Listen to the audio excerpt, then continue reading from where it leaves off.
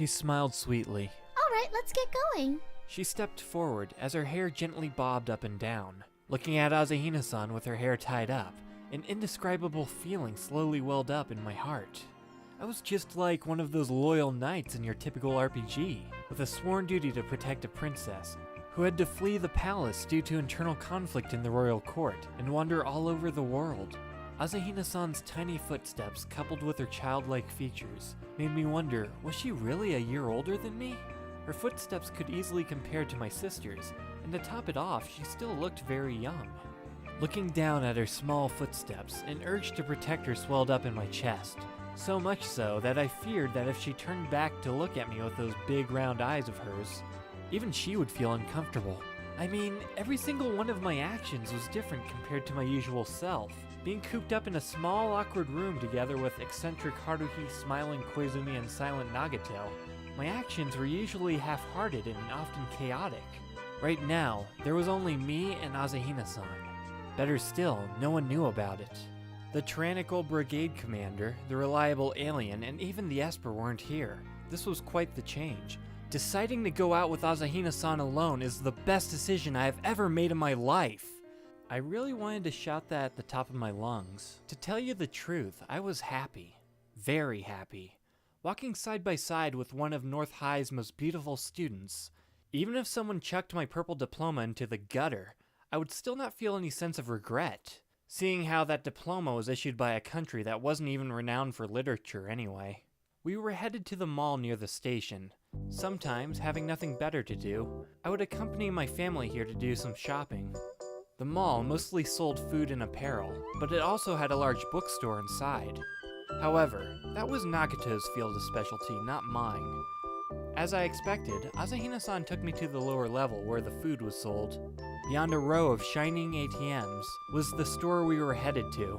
Specializing in nothing but tea leaves, the racks inside were filled with all sorts of different kinds. Good afternoon.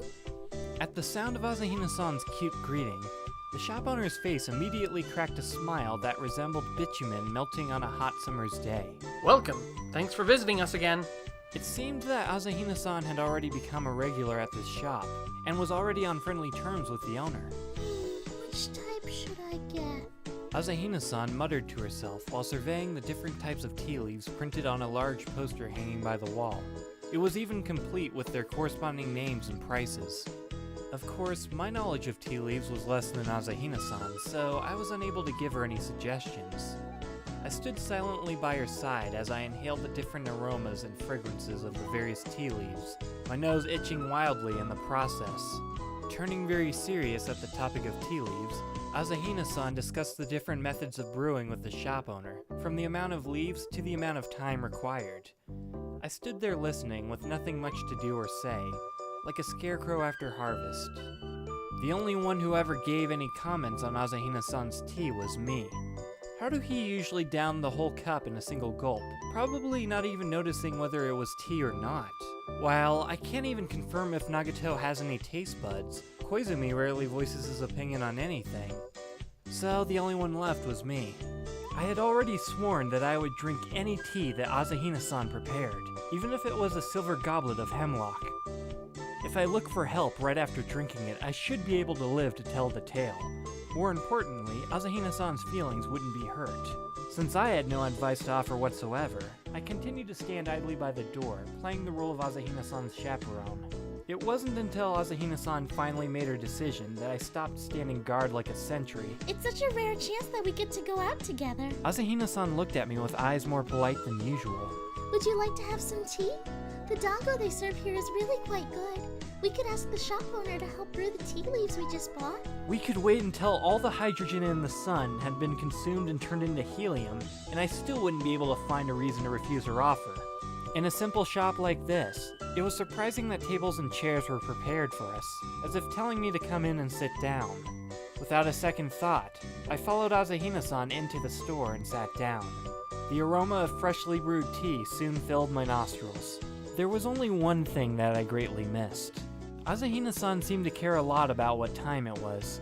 She frequently shot glances at her watch, unable to calm down and enjoy her tea. Her actions, however, didn't seem deliberate, and it was as if she was trying to hide it from me. My apologies, Asahina-san, but no matter how much you try to hide it, I can still notice. Because apart from looking at the time, you seem to be sighing every time you glance at your watch. Something must be bothering her. Yeah, the dango here is tasty, and the tea smells so sweet, just as expected from Asahina-san. This is really good. I pretended not to notice Asahina-san's nervousness. I really have to stop praising myself for being such a kind and thoughtful soul. Oops, I'm sorry, it's too late for that, isn't it? Asahina-san took a bite of her dango before glancing at her watch again. I suddenly had a bad feeling, like the calm before the storm. That's right, this whole ordeal was fishy from the start. The fact that I was going out with one of the top 3 beauties of North High, who even in that cute winter outfit failed to conceal that hot body beneath it, would be enough to propel anyone to the roof of the school to yell about it at the top of their lungs. I drank my cup of tea, and as the hot fluid slowly flowed down to my digestive system, my suspicions grew thicker and thicker. There has to be a catch. My analysis of past events has proven that the only upperclassman of the SOS Brigade, Asahina Mikuru, is indeed a time traveler. She was sent here from the future for some reason which, unfortunately, remains classified information. As for how she became the SOS Brigade's official mascot, well, that was all due to Haruhi's tyrannical ways. It has nothing to do with her original assignment. Wait, that's right. Observing Haruhi is her original assignment. She's also in charge of bringing me to the past and the future, in order to trigger future events, or to clean up the mess my past self has unknowingly created. Those were the assignments her superiors gave her. No matter how you think about it, that more or less resembles her true mission. So, the question is, was today's date an assignment too? Was the whole shopping trip meant to camouflage what was about to happen? Did Asahina-san know from the very start? Come to think of it, that expression on her face kinda gave everything away. After finishing our dango, Asahina-san insisted on paying on her own. It's okay, since it was me who asked you out in the first place. Even so, I can't let you spend so easily. It's really alright, you treat us every time anyway. That's because that idiot Haruhi made some self-proclaimed rule that the last person to arrive would be the one to treat the entire brigade to lunch. And for some unknown reason, that last person was always me. In the end, I was the one to settle the bill, something you don't usually see outside the SOS Brigade. But today was different. Maybe it was due to the rare chance of being alone together. All the cash in my wallet seemed to be screaming to be let out. Maybe they thought being spent this way would be more meaningful. Let me settle the bill for once. Asahina-san looked at me with pleading eyes. Pretty please? The expression Asahina-san wore was so genuine, I naturally nodded my head in agreement. After that, Asahina-san and I left the tea shop. Seeing that neither of us had anywhere else to go, we stood transfixed on the spot, under the harsh winter sky, staring at the crowd that passed before us. The phrase, "Well, see you tomorrow," is generally used when you want to take your leave after everything is done. But even then, it still seems ungentlemanly.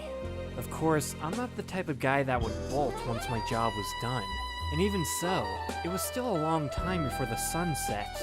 A month had passed since winter, meaning that the sun should set really late. We still have some time before sunset. Would you like to go for a walk with me, Kyon-kun? Those pleading eyes again. Faced with that expression, and a voice that would turn anyone's knees to jelly, I found myself in no position to disagree. Asahina-san revealed a divine aura-like smile. Come on, let's go this way. Without further hesitation, Asahina-san began walking. What a pity. I had secretly hoped Asahina-san would grab my hand as she walked. Seems like I had my hopes up too high. With the winter breeze beating softly on my shoulders, I chased after Asahina-san's petite figure. And just like that, the both of us strolled for quite a while. Asahina-san seemed to have decided on our destination from the beginning. She shot occasional side glances at me, trying to make sure I was still there, since I followed without making a sound. I kept my lips tightly sealed as I followed Asahina-san's footsteps. Many questions were flooding my mind. The more I thought of it, the weirder today's Asahina-san seemed to be. How should I put it? The usual Asahina-san was a weak, pitiful little girl that would unconsciously stir up the desire to protect her in every man's heart. And her cute little movements were enough to make anyone's lips curl up to a smile. But today, all of her movements resembled mine during a physics pop quiz. Not to mention that she also nervously looked around as she walked. It's as if she was worried that someone was staring at her. Wait, that's not right either. Asahina-san wasn't paying attention to her back nor her front, but rather her sides, like an elementary school girl looking for a missed checkpoint during orientation. If she wasn't the cute, doll-faced beauty she was now, but rather a middle-aged man, she would probably be arrested by the cops for acting suspicious in broad daylight. Even if she did get arrested with her absolute charm, any offense on her part would easily be pardoned. But that wasn't the point. Asahina-san's actions were definitely suspicious. I suddenly felt a sense of nostalgia. No, nostalgia shouldn't be the word to use. I was used to playing here ever since I was born. I should have been sick of the same old scenery by now, but why? Now I get it. Ever since I had begun walking here from the train station, I had felt a sense of familiarity, as well as one of nostalgia. I finally understood why. I mean, the first citywide search for mysterious events, conducted by Haruhi, was still deeply etched into my mind even today. Especially the memory of being paired with Asahina-san. Now that was nice. Even if I fractured my skull and had amnesia, I would still be unable to forget what happened that day. That's right. We were walking down that same path now. Of course I feel nostalgic. Even the circumstances were similar. Although it hadn't even been a year since then, it felt as if 800 years had passed. Asahina-san's true identity as a time traveler was already set in stone. But back then, I didn't have a single clue. It wasn't until she revealed it to me as we sat on the benches by the cherry blossom trees that I realized she wasn't the simple, innocent, doll-faced, well-endowed SOS Brigade mascot that she appeared to be. That was all a thing of the past. No wonder I felt nostalgic. Just as I expected, Asahina-san was indeed headed to the place I had in mind. The only difference from before was, instead of glancing from side to side like a herbivore looking out for predators, she was now earnestly looking at her watch. Even if I had called out to her, she probably wouldn't even notice. She continued her zombie-like stroll, breathing out countless white clouds from our mouths. The both of us silently made our way forward, until we finally reached our destination, the path of cherry blossoms by the riverbank. Even if there was some chance the cherry blossoms could manage to keep their flowers until summer, it would take a miracle for them to blossom during the winter. Although our bodies made contact, Asahina-san didn't seem to care. She didn't even seem to notice when we passed the bench where she dropped her "I am a time traveler" bombshell. It was obvious Asahina-san had a lot on her mind right now. What exactly was troubling her? Feeling lonely all of a sudden, I then heard a soft muttering. Isn't it time yet? Asahina-san once again looked at her watch. It should happen any time now, but... Seeming not to realize that she was talking to herself, Asahina-san let out a sigh, and once again continued to look to her left and right. I pretended not to notice and concentrated on the path ahead of me instead. All of a sudden, all my enthusiasm I had for this date had completely vanished, even though a romantic stroll was supposed to be a lover's rendezvous. Forget it. I suppose that's what life's all about anyway. Forget the cherry blossoms, not even a single leaf could be found on any of the trees. Soon, even the trees themselves were far behind us. Still, Asahina-san continued to walk forward. If we kept walking this way, we'd see Nagita's apartment soon. If we kept going further, we'd even reach North High. Thanks to our walk, my body had begun to feel warm. It's too bad the warmth isn't from having Asahina-san next to me. We finally left the riverbank and headed toward the train tracks.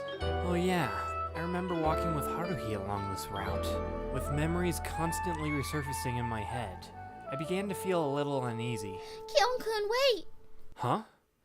If Asahina-san hadn't tugged my sleeve, I probably would have kept walking and not even noticed. We need to wait to cross the street. We had already arrived at the intersection by the train tracks. Asahina-san pointed to the opposite side of the street. The crossing signal was red. Oh, I'm sorry. I immediately apologized as I returned to Asahina-san's side. Even though the road was quiet and devoid of cars, Asahina-san had insisted on waiting until the light turned green. Now that's the Asahina-san I knew. Not even 10 seconds later, the traffic lights turned from green to red, as the pedestrian light flashed a healthy green. We made it across the road at the same time. Suddenly, a dark shadow appeared behind my back. Ah! This small scream was made by Asahina-san. The shadow ignored us and ran onto the zebra crossing. From the looks of it, it was probably an elementary school kid who should be around my sister's age, a bespectacled, feisty 4th or 5th grader. Suddenly, Asahina-san let out a much louder scream, which was accompanied by a series of loud and chaotic noises that made my eyes bulge. A large vehicle was coming down the center of the road at a high speed, with its tires firmly glued to the ground. Even if the traffic lights were currently bright red, the vehicle, an emerald green van, was sharply reflecting the color of the traffic lights the driver had conveniently failed to notice as he continued to speed forward through the crosswalk. He showed absolutely no signs of slowing down.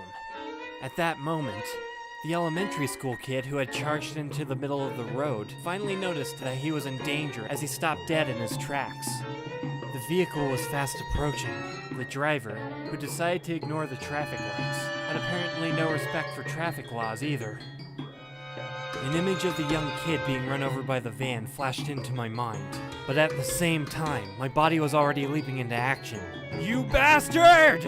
I have no idea if the insult was directed at the kid or the driver. All I know is that I had rushed forward, as the world around me slowed down as if in bullet time. But from a third person's point of view, everything probably happened in an instant. Ah! It was a good thing I got there in time. Grabbing the motionless boy by the collar, I slung him forward with full force. Devoid of momentum, I fell down to the pavement. The furiously speeding van was past me in a flash. I could feel cold sweat trickling down my face. That was close! Way too close! The renegade van had missed me by mere centimeters. If I had only been the slightest bit closer, my foot would be as flat as the bottom of my shoe right now.